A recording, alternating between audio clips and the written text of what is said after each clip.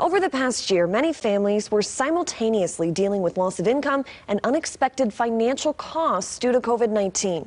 To help ease that burden, FEMA is offering its funeral assistance program to families who lost loved ones due to the virus.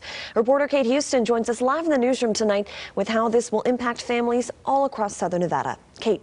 Yes, Sasha, while this money will not be able to replace the loss of a loved one, local funeral homes hope it will bring these families some closure and help them move forward. Now, starting tomorrow, funeral assistance applications will open, which will provide up to $9,000 in financial assistance.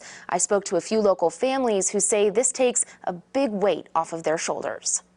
She loved to live, and live to laugh.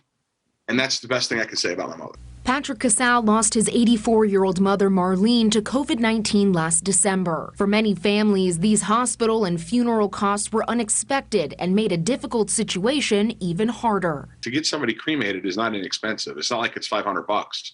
We're talking like, $4,000 all in. And then you got to pay for death certificates and everything else. After Sandra Smith's cousin, Catherine, died of COVID-19 in March of last year, the family had to pay out of pocket for the funeral. It's almost impossible to bury someone if you don't have one, life insurance, or a stack of money, hidden under your mattress or in the bank. Both families will be applying for FEMA's funeral assistance program. To qualify, the death certificate must state they passed from COVID-19 and that expenses started after January 20th of 2020. The contract and receipts for the funeral arrangements must also be provided. Heritage Mortuary in Las Vegas says this money will help many families pay off credit cards or loans that were used for services and can help fulfill their loved ones' final wishes. They may have not had enough to actually put them away in the cemetery after the cremation.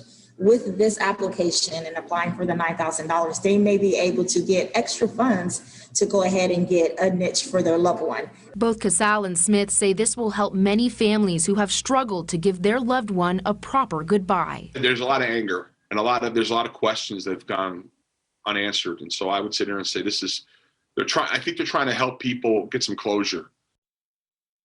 FEMA says they have received reports that scammers are reaching out to people offering to register them for this assistance. FEMA has not sent out these notifications, and they will not directly contact you for this program.